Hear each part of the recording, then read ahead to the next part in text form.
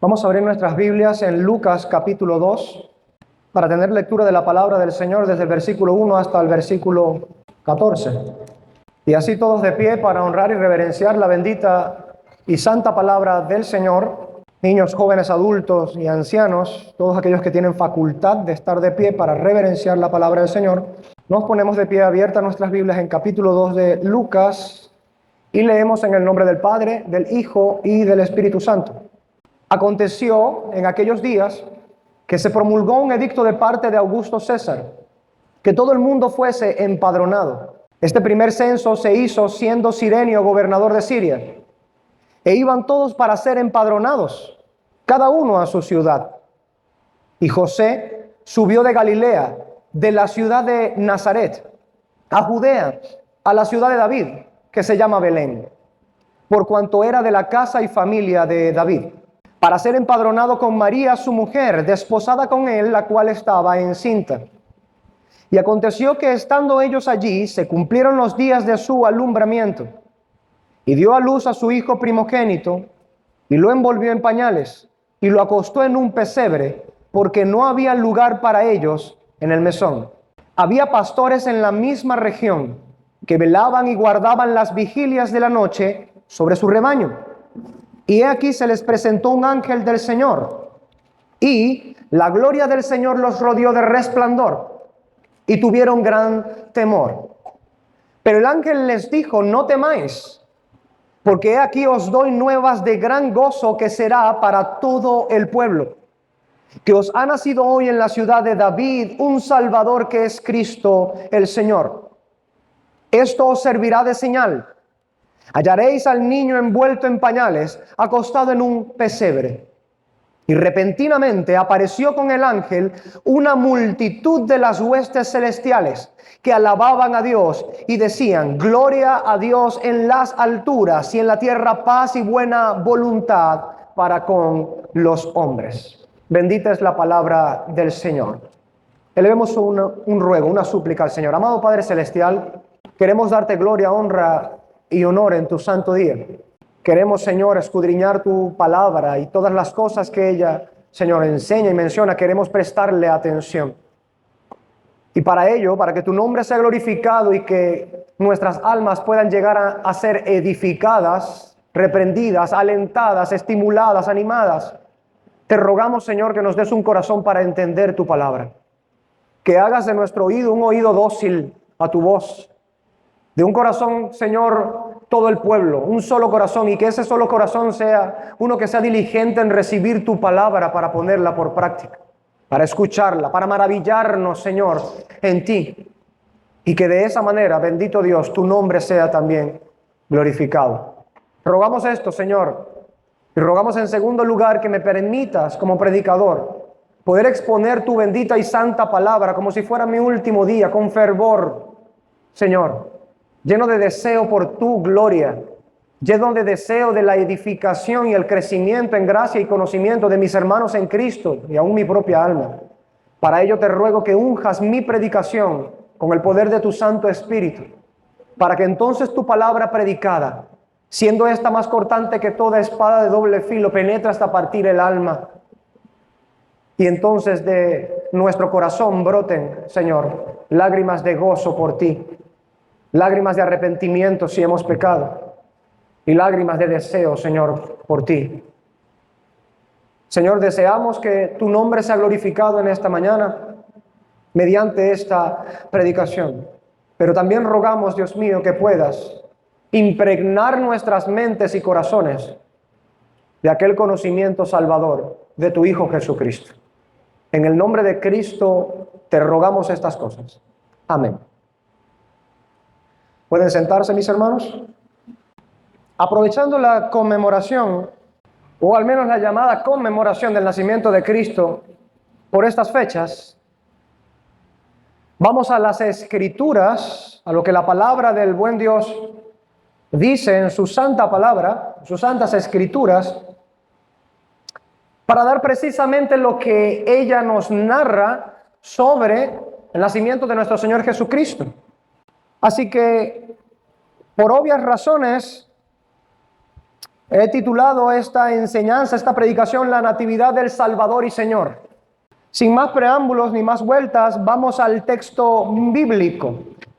Lucas, que escribe su evangelio procurando que la gente sepa con precisión qué es lo que ha acontecido con aquel llamado Jesús el Cristo, habla sobre precisamente algunos detalles que la palabra del Señor o el Señor consideró necesario inspirar para que nosotros supiésemos sobre cómo se llevaron los eventos que culminaron con el nacimiento del Señor y Salvador.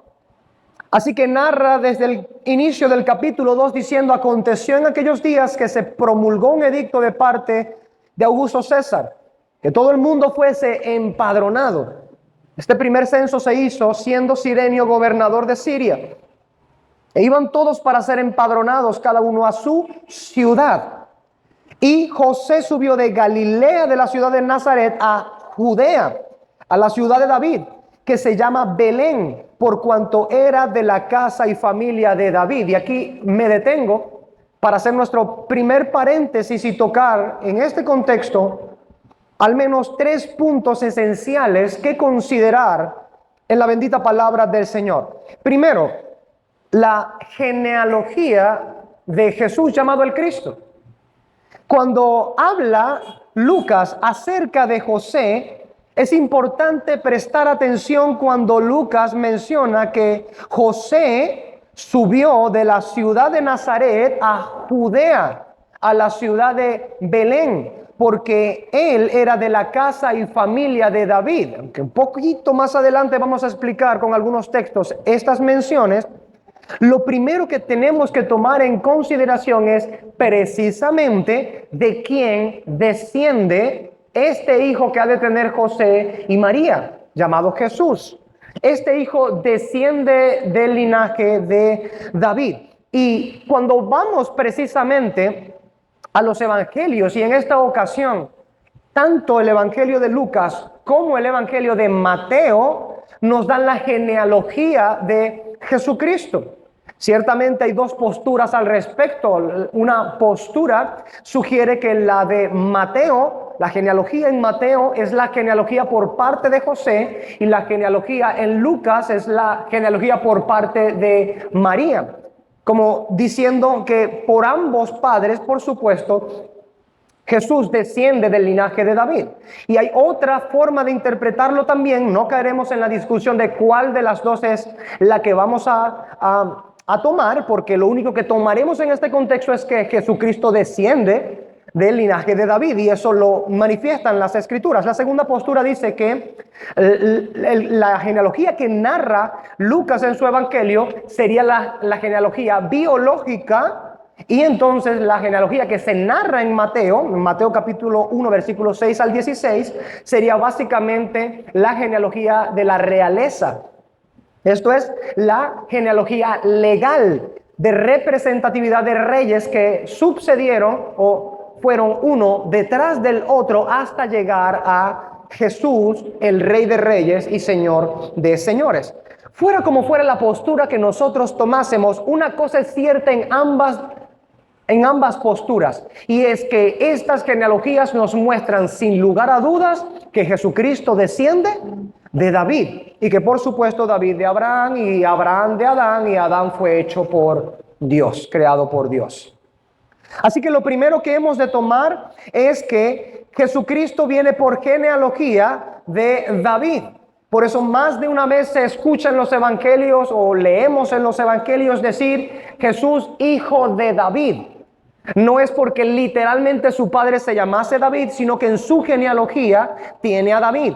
Pero esto es una mención sumamente importante.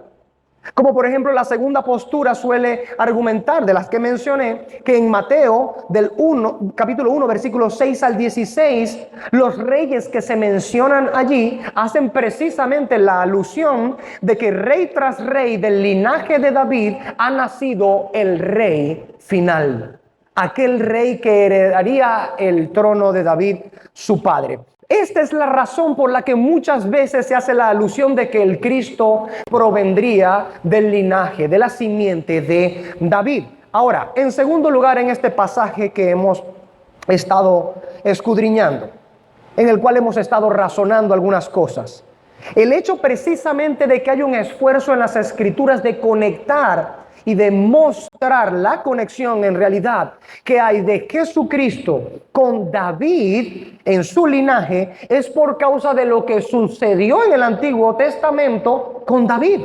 No hay ninguna otra razón que pudiera colocar de manera especial de relieve el hecho de que Jesús fuese llamado Jesús hijo de David o del linaje de David. Hay una razón especial y es lo que sucedió con David de parte de Dios. ¿Qué sucedió? Bueno, este es el segundo punto. Dios hizo un pacto con David.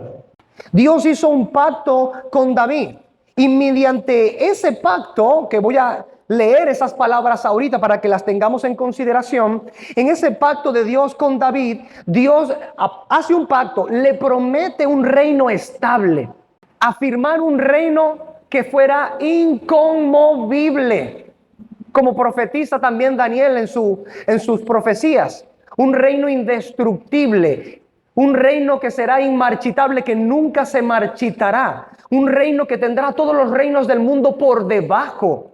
Esto es lo que está prometiendo Dios a David, que de su estirpe, de su progenie, tendría aquel que tendría el cetro, vendría aquel que tiene el cetro de un reino estable. Y en tercer lugar, le profetiza de esa manera que ese edificará la casa de Dios. Vamos a leer el texto. Está en 2 de Samuel, capítulo 7, versículos 12 al 16. 2 de Samuel, capítulo 7, versículos 12 al 16, dice: y cuando tus días sean cumplidos, le dice Dios a David, y duermas con tus padres, yo levantaré después de ti a uno de tu linaje, el cual procederá de tus entrañas, y afirmaré su reino. Él edificará casa a mi nombre, y yo afirmaré para siempre el trono de su reino. Yo le seré a él padre, y él me será a mí hijo. Y si él hiciere mal, yo le castigaré con vara de hombres y con azote de hijos de hombres. Pero mi misericordia no se apartará de él, como la aparté de Saúl, al cual quité de delante de ti. Y será afirmada tu casa y tu reino para siempre delante de tu rostro, y tu trono será estable eternamente. Fin de la cita. Lo que podemos ver con este grandioso pasaje es que precisamente cuando consideramos, por ejemplo, el libro o las crónicas de los reyes de Judá, en donde estuvieron los reyes precisamente descendientes de David, vemos que un rey sucede al otro, y uno al otro, y otro al otro, y así sucesivamente. Todos ellos van muriendo hasta llegar al de los tiempos finales, Nehemías, Zorobabel, Esdras, en ese tiempo, por supuesto, en donde ya están bajo asedio, donde hay un montón de gente exiliada, en donde los reyes son reyes colocados básicamente a dedo por el imperio que gobierna o subyuga a la nación de Israel, pero aún así se mantiene el liderazgo en la casa de Judá y en el linaje de David, para con aquellos que más adelante serían llamados judíos. Y es en medio de ese contexto precisamente en donde queda toda la genealogía de reyes, de líderes del linaje de David, uno sucediendo al otro, en donde Dios ha prometido que levantará de allí precisamente para cumplir el pacto con David, dar cumplimiento a la promesa de un reino estable, de un reino eterno, y de uno que se levante para edificar la casa de Dios, un templo eterno. Obviamente, cuando consideramos los libros de los reyes o las crónicas de los reyes, nos damos cuenta que ninguno de ellos podía, precisamente por la finitud de sus ministerios, cumplir con precisión la palabra del Señor. Pero he aquí entonces que precisamente se nos dice en las Escrituras que Jesús, llamado el Cristo, viene del linaje de David. Y eso es importante. ¿Por cuál causa? Porque si viene del linaje de David, y como dice Mateo capítulo 1, versículos 6 al 16, concuerda precisamente con el linaje de los reyes de Israel y de los líderes de Israel, a quienes, por supuesto, por medio de ellos se había prometido el trono, el cetro, hasta que llegara finalmente aquel que tendría el trono eternamente. Entonces esto nos lleva, por supuesto, a pensar si será nuestro Señor Jesucristo precisamente el que cumpla con esta profecía. Y de hecho es así. Tal es la palabra del Señor que, en tercer lugar, en este párrafo, Miqueas capítulo 5, versículo 2, se profetiza precisamente de esta manera, diciendo esto. Lo leo en la Nueva Traducción Viviente. Dice: pero tú, oh Belén Efrata, eres solo una pequeña aldea entre todo el pueblo de Judá. Judá, Belén. No obstante, en mi nombre saldrá de ti un gobernante para Israel, cuyos orígenes vienen desde la eternidad, cuyas salidas, dicen otras versiones más tradicionales, son desde los tiempos de la eternidad. ¿Qué es lo que está diciendo el profeta Miqueas de parte de Dios aquí? De Belén, aunque pequeña, perteneciente a Judá, allí van a ser un gobernante que, por supuesto, tiene que venir del linaje de David, como ya se había prometido, cuyo origen son desde la eternidad. Note cómo acabamos de leer en el pacto con David de parte de Dios, que el trono de ese que vendrá de las entrañas de David, que será del linaje de David, será un trono que será estable eternamente. Un trono estable eternamente. Miqueas dice que los orígenes de este gobernante que ha de nacer en Belén, sus orígenes son desde la eternidad. Evidentemente esto no lo puede cumplir una mera criatura, no lo puede cumplir un mero hombre. Así que cuando Lucas menciona que José subió de Galilea, de la ciudad de Nazaret a Judea, a la ciudad de David que se llamaba Belén por cuanto era de la casa y familia de David, todas estas cosas al menos, porque hay otras, pero todas estas cosas al menos deben estar en nuestra consideración de estas palabras. José del linaje de David, de la casa y familia de David, y sube a Belén, que era precisamente la tierra de David, y de Isaí su padre y de sus hermanos, por supuesto. Sigamos con nuestro pasaje, versículos 5, 6 y 7. Entonces, por cuanto era de la casa y familia de David, sigue el texto, para ser empadronado con María su mujer, desposada con él, la cual estaba encinta. Y aconteció que estando ellos allí, se cumplieron los días de su alumbramiento. Y dio a luz a su hijo primogénito, y lo envolvió en pañales, y lo acostó en un pesebre, porque no había lugar para ellos en el mesón. Lo primero que debemos tomar en consideración en este breve pasaje, hermanos, que está contenido una cantidad de cosas que hay que considerar y admirar en realidad. Lo primero, María era una virgen que fue encinta por el poder del Espíritu Santo. El mismo Lucas lo narra en el capítulo anterior, en el capítulo 1, desde el versículo 26 al 38.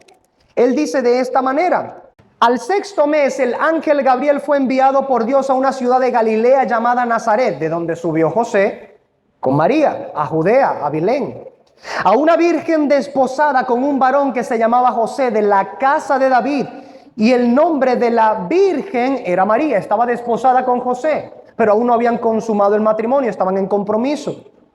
Y entrando el ángel en donde ella estaba, dijo: salve, muy favorecida, el Señor es contigo, bendita tú entre las mujeres. Mas ella, cuando le vio, se turbó por sus palabras y pensaba: ¿qué salutación sería esta? Entonces el ángel le dijo: María, no temas, porque has hallado gracia delante de Dios, y ahora concebirás en tu vientre y darás a luz un hijo, y llamarás su nombre Jesús. Este será grande y será llamado Hijo del Altísimo, y el Señor Dios le dará el trono de David su padre. y reinará sobre la casa de Jacob para siempre, y su reino no tendrá fin. Entonces María dijo al ángel: ¿cómo será esto? Pues no conozco varón. Respondiendo el ángel, le dijo: el Espíritu Santo vendrá sobre ti, y el poder del Altísimo te cubrirá con su sombra, por lo cual también el santo ser que nacerá será llamado Hijo de Dios. ¿Qué tenemos entonces en la palabra del Señor? Que ella nos dice que María, estando en estado de virginidad, siendo aún una doncella, se encontró que estaba encinta, que estaba embarazada, pero fue embarazada por el poder del Espíritu Santo y no por hombre alguno. Mateo también narra lo mismo en el capítulo 1, versículo 18, diciendo: y el nacimiento de Jesucristo fue como sigue. Estando su madre María desposada con José, antes de que se consumara el matrimonio, se halló que había concebido por obra del Espíritu Santo. Fin de la cita. ¿Cuál es la atención que deberíamos tener sobre este asunto? ¿Por qué se empeñan las Sagradas Escrituras del Nuevo Testamento en mencionar que María era virgen al encontrarse encinta por el poder del Espíritu Santo? Pues precisamente por razón de lo que las Escrituras profetizaron con anterioridad. Por ejemplo, por citar solamente un ejemplo, en Isaías 7:14, vamos allá, Isaías 7:14, la palabra del Señor menciona este evento de esta manera. Esto es una alusión mesiánica, una alusión sobre el Mesías, sobre el Cristo. Isaías 7:14 dice: por tanto, el Señor mismo os dará señal. Atención acá, va a haber una señal de algo. He aquí que la Virgen concebirá y dará a luz un hijo y llamará su nombre Emmanuel. Escuche esto. Hay una señal para los pueblos y sobre todo para el pueblo del Señor. Hay una señal. He aquí una virgen. Una virgen es aquella que es doncella, aquella que no ha conocido varón. ¿Nos suenan las palabras de María? ¿Cómo será esto posible si yo no he conocido varón? El poder del Altísimo te cubrirá, le dice el ángel, y por lo tanto el santo ser que nacerá de ti será llamado Hijo del Altísimo. Hijo del Altísimo, que dice la profecía: he aquí que la Virgen concebirá y dará a luz un hijo y llamará su nombre Emmanuel. Pero las Escrituras también nos hablan sobre el cumplimiento precisamente de esa profecía. Por ejemplo, en Mateo capítulo 1, en el versículo 21 al 23, Mateo, inspirado por el Espíritu de Dios, dice: y dará a luz un hijo y llamará su nombre Jesús. Está hablando el ángel, porque él salvará a su pueblo de sus pecados. Todo esto aconteció para que se cumpliese lo dicho por el Señor por medio del profeta, cuando dijo: he aquí una virgen concebirá y dará a luz un hijo y llamará su nombre Emmanuel, que traducido es Dios con nosotros. Bendita sea la palabra del Señor. Así que es muy importante este detalle, este punto en particular. Que María haya sido virgen es precisamente el cumplimiento de la profecía y de la palabra del Señor. Si se desposeyera la verdad de que María era virgen al momento de estar encinta y dar a luz a su hijo, entonces sencilla y llanamente no se cumple la profecía. Ese Emmanuel, ese Dios con nosotros, no sería Jesús llamado el Cristo. Pero las Escrituras dicen que ese Jesús, que libraría a su pueblo de sus pecados, nació de una virgen que no había conocido varón. Testimonio que se dio de ello a su debido tiempo todos aquellos que lo presenciaron, incluido también José. Lo segundo que podemos ver en este pasaje y que debe llamar nuestra atención, queridos hermanos, es que el pasaje en Lucas 2, en los versículos 5 al 7, dice que cuando se dieron los días para el alumbramiento, dio a luz a su hijo primogénito y lo envolvió en pañales y lo acostó en un pesebre porque no había lugar para ellos en el mesón. Hermano, escuche esto. Lo acostó en un pesebre porque no había lugar para ellos en el mesón. Deje a un lado un momento el asunto de que Jesucristo desciende de un linaje de reyes y de líderes prominentes en Israel. Deje a un lado el momento también en ese contexto de que, por supuesto, es Dios quien pudo haber hecho que la encarnación de la segunda persona de la Trinidad se llevase a cabo en un lugar en donde, por supuesto, hubiese suficiente espacio para José, María y el bebé. Ahora más bien consideremos esto también. Lo acostó en un pesebre porque no había lugar para ellos en el mesón. Considera un momento la paradoja de lo que Lucas está diciendo aquí.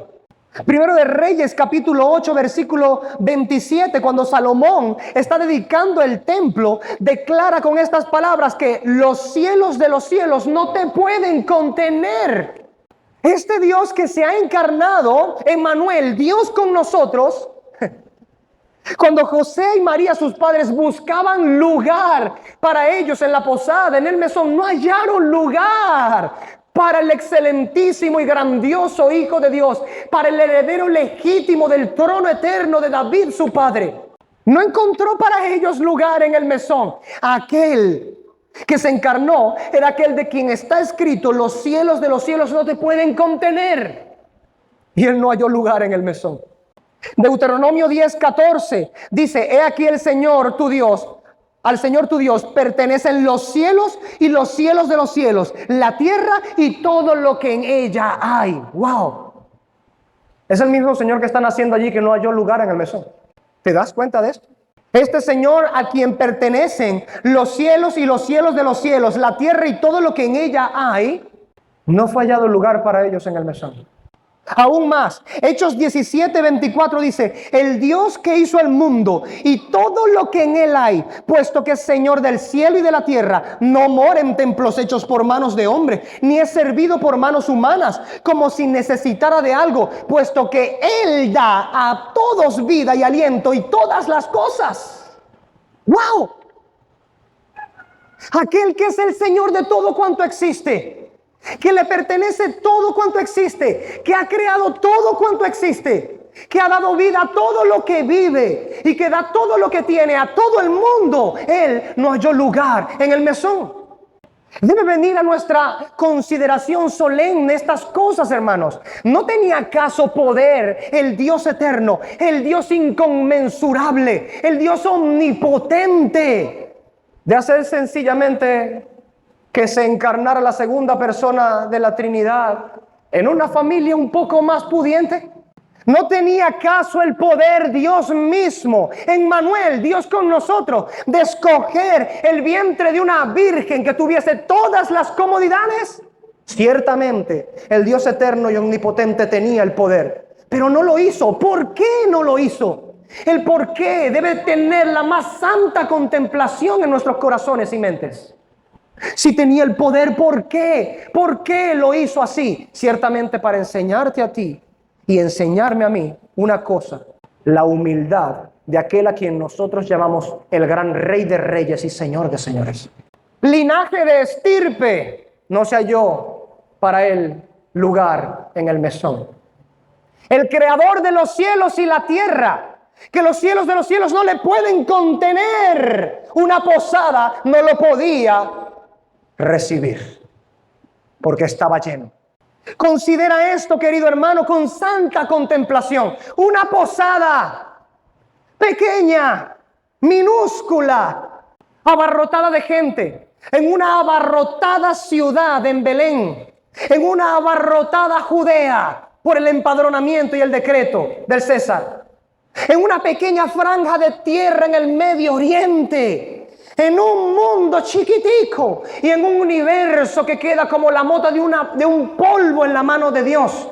No se halló lugar para él en esa posada, cuando los cielos de los cielos no le pueden contener. Ciertamente el Dios que ha hecho los cielos de los cielos y que estos no le pueden contener tenía el poder de escoger una pareja más pudiente e igual descendiente de David. No lo hizo así porque quería enseñarnos precisamente humildad. Quería enseñarnos, como más adelante también el apóstol Pablo descubre y describe en Filipenses capítulo 2, Aquel que era semejante a Dios no consideró el ser igual a Dios como una cosa a la cual aferrarse, sino que se desprendió de sí mismo, se despojó y tomando forma de siervo se humilló para venir a servirnos. Y estando en la condición de siervo, escogió una muerte de maldición, aún más abajo, muerte de cruz. La peor de las muertes, la preservada precisamente para los criminales, para aquellos que eran lo peor de la sociedad, la escoria de la humanidad. Cada vez más al fondo, más al fondo, más al fondo, desde el inicio mismo de su vida, desde su nacimiento. No se halló lugar para ellos en el mesón. Considere también esto, el lugar en donde fue colocado. ¿Dónde fue colocado el Señor Jesucristo al nacer? Hoy hacemos, por supuesto, los pesebres más bonitos y más higiénicos posibles en este contexto. Pero ¿qué era un pesebre? ¿Qué era un pesebre en el primer siglo de nuestra historia cristiana? El lugar en donde se alimentaban los asnos, las mulas, los bueyes, las cabras. Era un lugar de alimentar animales. ¿No tenía el Señor el poder de ubicar el nacimiento de su propio Hijo en un lugar que no fuera necesario colocarlo donde comen los animales? El nacimiento mismo de Cristo es una muestra fehaciente que puede sencilla y llanamente ser llamada irrefutable de la humildad de Cristo, de la humildad de aquel a quien hoy nosotros llamamos Señor de señores, Rey de reyes. Cuando estas cosas las meditamos con una conciencia verdaderamente apegada a las Escrituras, con un corazón que arde, movido por el Espíritu Santo de Dios, podemos darnos cuenta si realmente nosotros creemos en este Jesús del que se nos narran en las Escrituras. Si realmente amamos a este Jesús al que se nos narra en las Escrituras. Sí, este que no halló lugar en el mesón. Este que fue nacido, envuelto en pañales y colocado en un lugar en donde comen los animales. Este cuya familia era tan pobre que al presentar el sacrificio por Cristo como demandaba la ley, no pudieron presentar un corderito sino 2 tórtolas por lo pobres que eran. Como mandaba la ley que aquellos que no tuvieran para el cordero y fueran muy pobres presentaran 2 tórtolas. El Rey del universo, el Señor de todo cuanto ha sido creado, aquel que los cielos de los cielos no le pueden contener, escogió nacer allí para impregnar nuestras mentes de un amplio y profundo sentido de humildad, humildad, humildad. Porque si el creador de todas las cosas se despoja de su gloria eterna y celeste y desciende como un hombre, y estando en la condición de hombre aún se humilla más que la misma condición alta de los hombres, es para que aprendamos la humildad de este Salvador. Hay mucha gente que celebra el nacimiento de un Cristo al cual no están dispuestos a seguir ni imitar. Hay mucha gente que se alegra por el nacimiento de un Cristo al cual no tienen ni la más mínima intención de considerar con un corazón humillado y contrito, de esos corazones que son gratos y agradables ante los ojos de Dios. Mas Dios nos da la muestra de, aunque Él no habita en templos hechos por manos de hombre, ni necesita nada, sino que más bien da a todos vida, aliento, y todas las cosas le pertenecen. Él nace por no haber lugar en el mesón, por no haber lugar en una abarrotada ciudad de gente, en un lugar muy pobre, en un lugar sucio, en un lugar donde se alimentan los animales, el creador de todas las cosas, el 3 veces santo, el glorioso, el inefable, el Altísimo, Jehová el Elión. Lucas continúa en sus textos y del versículo 8 al 12 dice: había pastores en la misma región que velaban y guardaban las vigilias de la noche sobre su rebaño. Y aquí se les presentó un ángel del Señor, y la gloria del Señor los rodeó de resplandor, y tuvieron gran temor.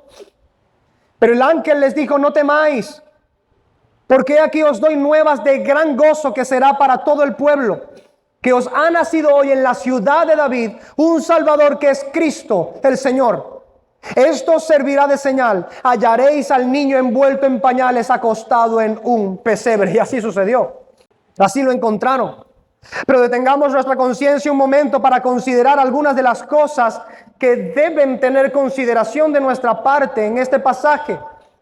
¿Qué dice el texto? Nuevas de gran gozo. Aparece el ángel y más adelante voy a hablar cómo esto es sumamente glorioso por el contexto en el que esto está sucediendo. Pero el ángel les dice que estas son nuevas de gran gozo. El nacimiento de Cristo debe causar gran gozo, no un pequeño gozo. No un gozo mediocre, escueto, y ciertamente el nacimiento de Cristo no debe causar malestar al pueblo de Dios, como hay muchos por allí que refunfuñan y crujen los dientes, sino que debe causar naturalmente un gran gozo. Son nuevas de gran gozo. ¿Y por qué deben ser nuevas de gran gozo? Porque también pueden haber personas que puedan tener en la época en la que precisamente se celebra el nacimiento de Cristo, gente que tenga mucho gozo por razones que no son realmente las que deben producir el gozo. Pero ¿qué nos dicen las Escrituras? ¿Por qué? Porque os ha nacido hoy un Salvador que es Cristo el Señor. Venga, que como quiera en el mundo hoy, bajo pretexto precisamente de la Navidad, se aglomeran muchas gentes en sus casas, reparten regalos, toman ponchecremas, en nuestro contexto se hacen hallacas, se comen, ponen música, gaitas en nuestro contexto cultural.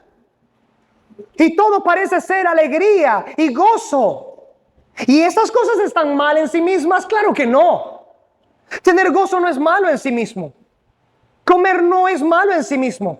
Reunirnos en familia no es malo en sí mismo. Dar a otros regalos y acordarnos de los pobres no es malo en sí mismo. Pero cuando sencilla y llanamente decimos que estamos alegrándonos por la natividad de alguien y no tenemos en consideración a ese alguien, ¿qué clase de mentira entonces es esa la que vivimos? ¿Qué clase de celebración es aquella que no toma en consideración a aquel que es precisamente el eje de aquel suceso histórico, de ese suceso que marcó toda la historia? Y aún más hemos de decir, dos cosas menciona el ángel que son las nuevas de gran gozo, las que deben producir gran gozo. Ha nacido un Salvador y Señor, el Cristo. Salvador y Señor. Cuando en la mayoría de las veces estas fiestas de natividad, esas fiestas de Navidad, sencilla y llanamente no recuerdan quién es el Salvador y mucho menos recuerdan quién es el Señor. Pueden haber en esas fiestas pinos, árboles, dulces, bastoncitos, hallacas, imágenes de Papá Noel, incluso un pesebre a un lado, y nadie se acuerda del Señor y Salvador. Porque su conciencia está en otro lugar. Porque cuando dicen celebrar algo, en realidad no están considerando aquello que es el eje de esa nueva de gran gozo, que ha nacido un Salvador y un Señor. Pero a los pastores se les anunció precisamente cuáles eran las nuevas de gran gozo. Os ha nacido hoy en la ciudad de David un Salvador que es Cristo el Señor. Salvador, primero. ¿Por qué? ¿Por qué debe ser una nueva de gran gozo que ha nacido un Salvador? Porque tú y yo estábamos muertos en delitos y pecados. Porque lo que nos aguardaba sin un Salvador es la eternidad de la ruina, del infierno, de las llamas que nunca se apagan y el gusano que nunca muere. Esa es la realidad sin un Salvador. Ha nacido un Salvador y es nueva de gran gozo porque nosotros no podíamos salvarnos a nosotros mismos. Entonces, cuando realmente estamos en ese contexto celebrando el nacimiento de un Salvador, no debería estar en el mero eje de la celebración de la Natividad el Evangelio mismo. Aquel que nació para poder darnos salvación.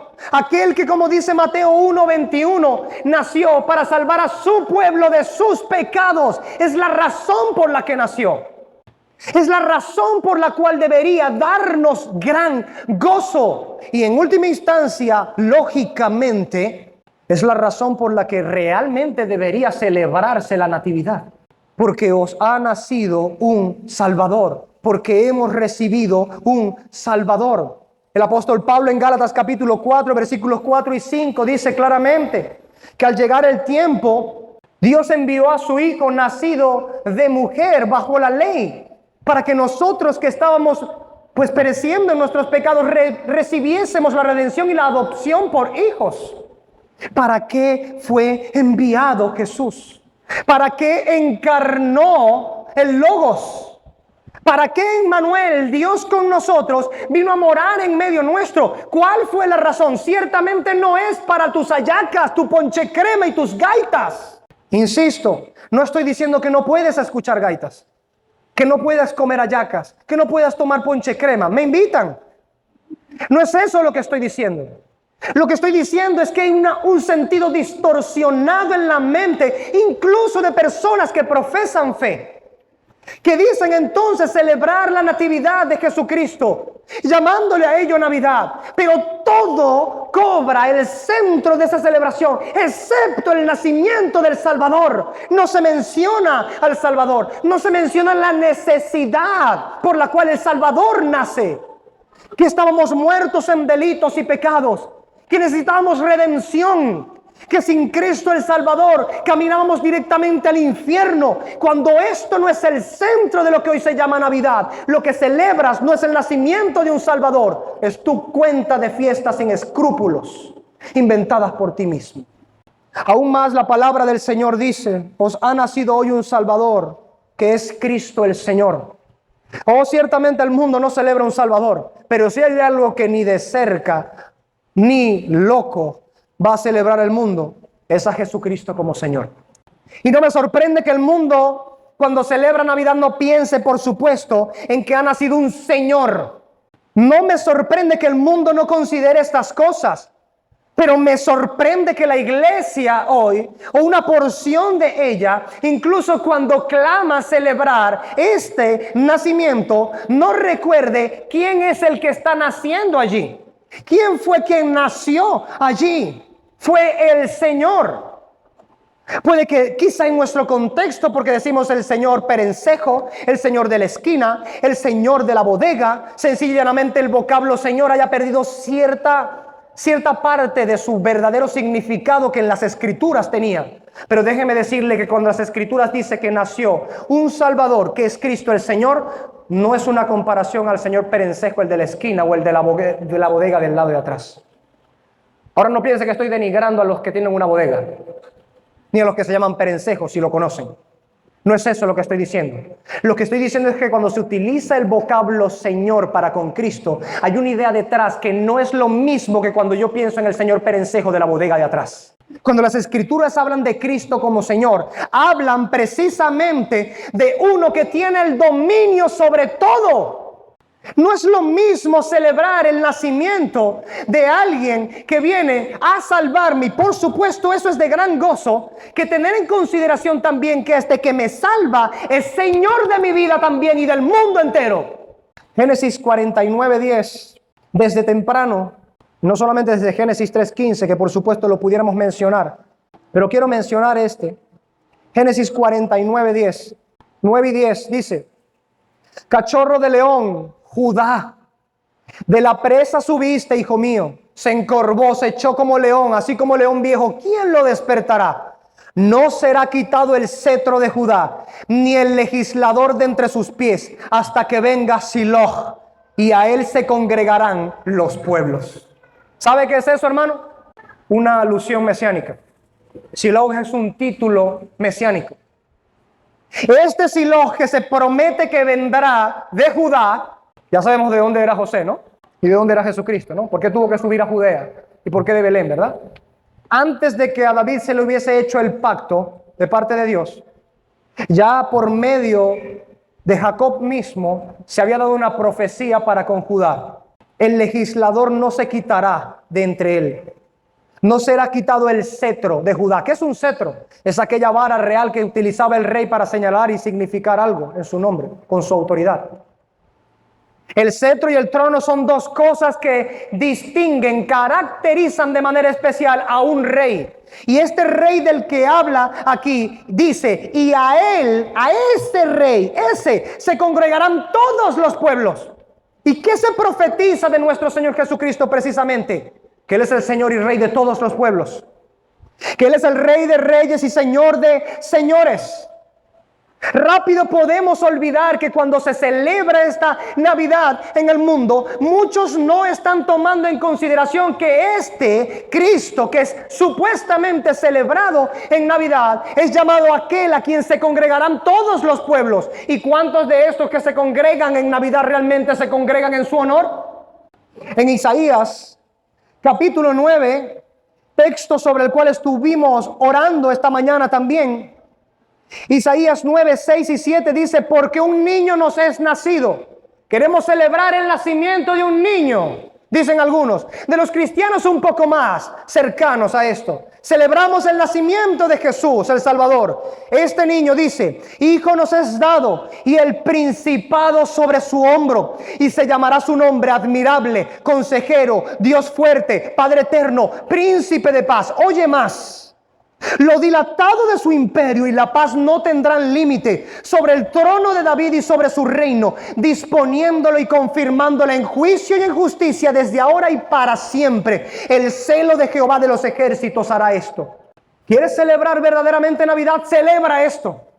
Celebra que ha nacido no solo un Salvador para quitar nuestra iniquidad, quitarnos nuestro pecado, redimirnos, limpiarnos, perdonarnos y hacernos aptos ante los ojos de Dios, sino que celebra esto también. Ha nacido un Señor, ha nacido quien tiene el principado sobre su hombro, cuyo reino se dilata, se expande de tal manera que lo abarcará absolutamente todo. Su reino está dispuesto y confirmado por el celo de Jehová. Celebra esto en Navidad.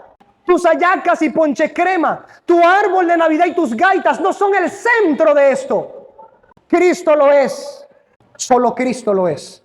Y lo debe ser siempre y en todo lugar. Lucas continúa con su pasaje.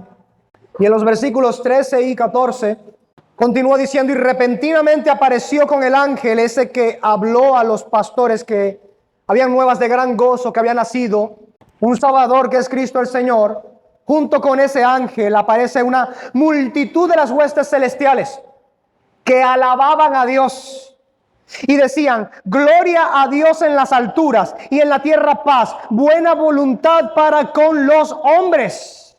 En primer lugar, en estos dos breves textos que son los que vamos a explicar para ir terminando. En primer lugar, los llamados 400 años de silencio. De hecho, fueron más de 400. Habían transcurrido entre los acontecimientos que narra Malaquías y estos eventos. Pero hay algo que usted debe tomar en consideración: por qué esto que ocurre es especial, no meramente porque apareció un ángel o una multitud de ángeles. Claro que eso hace especial este evento. Pero lo que le hace doblemente especial, hermanos, es que durante ese periodo llamado periodo de silencio, o los 400 años de silencio, no hubo voz profética en ese tiempo, durante todo ese tiempo. Desde que fue asesinado aquel gran profeta, sencillamente no hubo más voz profética. Dios sustrajo eso, se retuvo de hablar. No hubo voz profética, no hubo visiones, no hubo visitaciones angelicales, no hubo teofanías. Todas estas cosas que eran comúnmente sucediendo dentro del pueblo del pacto, sencillamente no sucedieron durante 4 siglos. Algo estaba diciendo Dios con todo esto.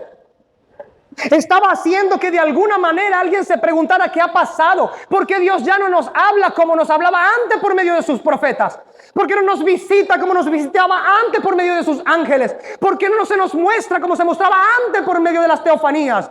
Pero esto era solamente un preámbulo que causaba hambre en el alma de aquellos que verdaderamente esperaban al unigénito de Dios, al Mesías, para que cuando esto aconteciera, y aconteciera de esta manera, porque nunca pasó de esta manera como ocurrió aquí, pudieran ver a través de esa manifestación angelical de todas las huestes celestiales que realmente el que había nacido no era cualquiera, que realmente era el Salvador, Cristo el Señor. para que entonces, mientras todo ese tiempo no hubo voz profética, ni visiones, ni visitaciones angelicales, ni teofanías, naciera Cristo, el profeta de los profetas. Naciera Jesucristo, la visión misma del Padre. Él, mayor que un ángel.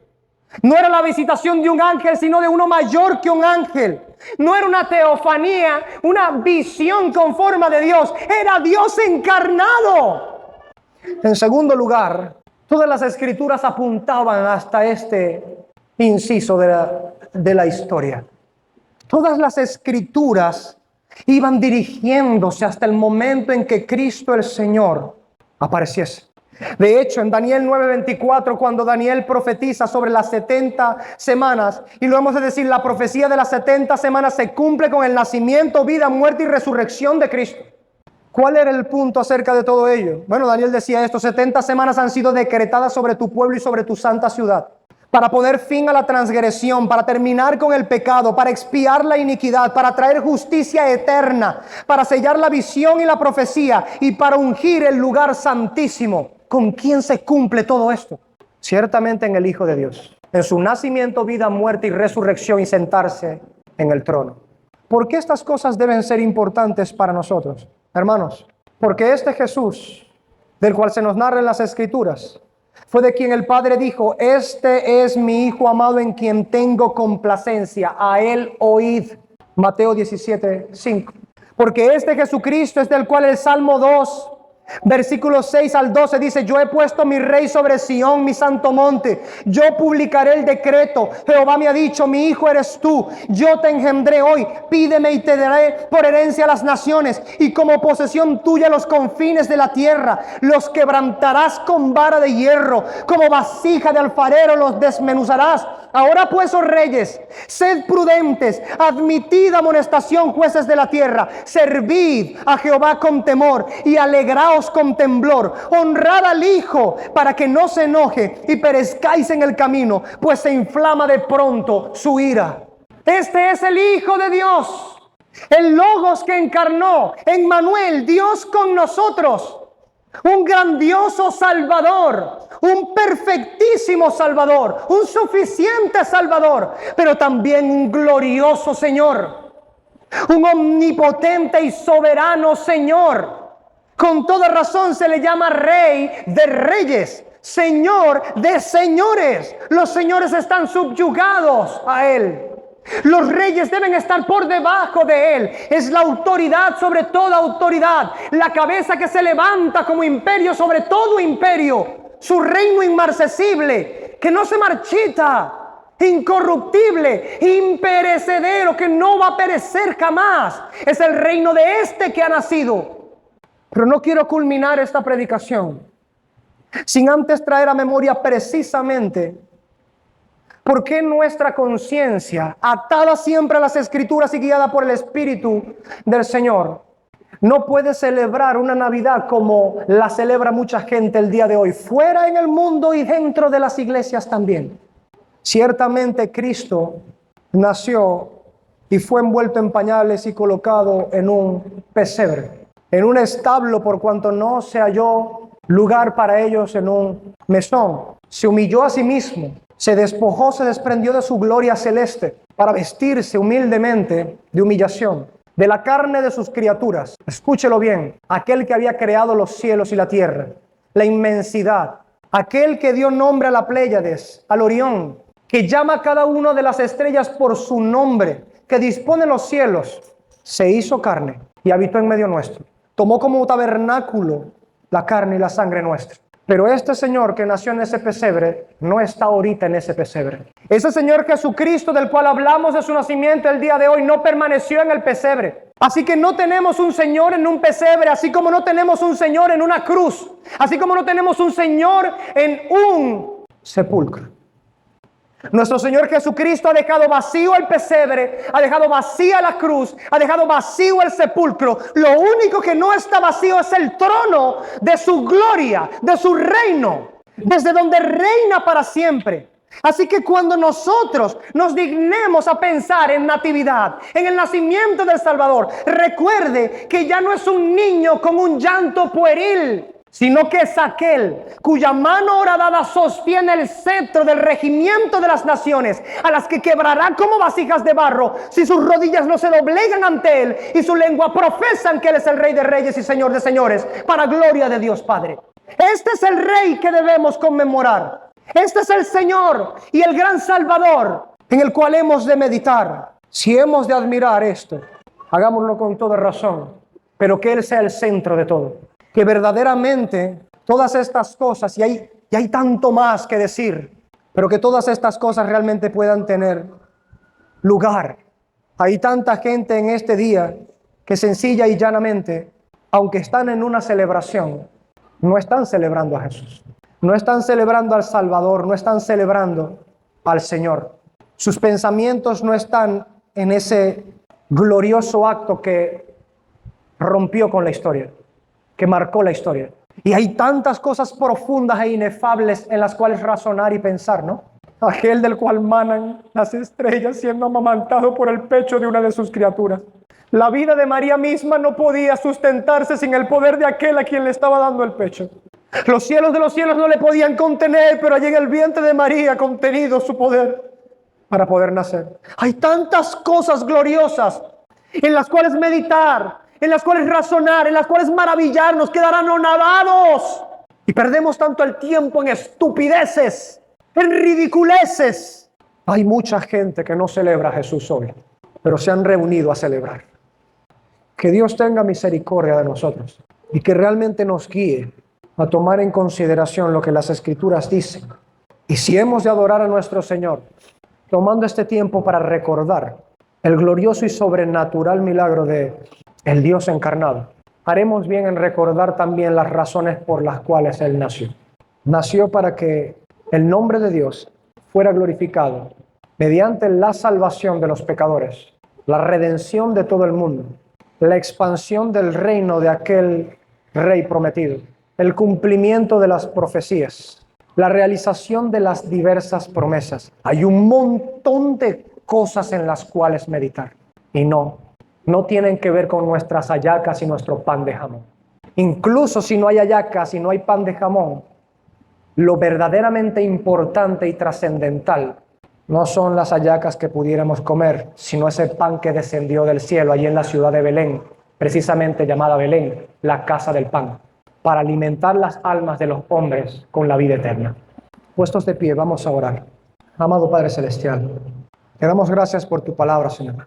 Nosotros, a la verdad, no somos dignos de lo que has hecho. Hoy y mañana, Señor, mucha gente se reúne, se dan regalos entre ellos, Señor, dan regalos a otros, cosas que no son malas en sí mismas, Señor. Pero es muy probable, Señor, y hemos sido muchas veces testigos, quizá nosotros mismos lo hemos hecho así muchas veces, que el más importante regalo no esté siendo tomado en consideración, que tú ofrendaste a tu propio Hijo y lo diste como regalo a la humanidad. Porque dice, os ha nacido hoy un Salvador que es Cristo el Señor. Os ha nacido, nos ha nacido. Un niño nos es nacido. Un hijo nos es dado. No tomamos en cuenta tu regalo, Señor. Yo te ruego, Señor, que no suceda así. Ya no más. Sino que nuestras conciencias puedan elevarse a lo sublime. A aquel que está sentado ahorita en el trono, a tu diestra, oh bendito Padre Celestial. Señor, ayúdanos realmente a meditar en el gran Salvador que tenemos y en el glorioso Señor que tenemos. Si esto hacemos, Señor, te ruego, bendícenos. Bendícenos, derrama tu misericordia, tu gracia, tu favor sobre nosotros.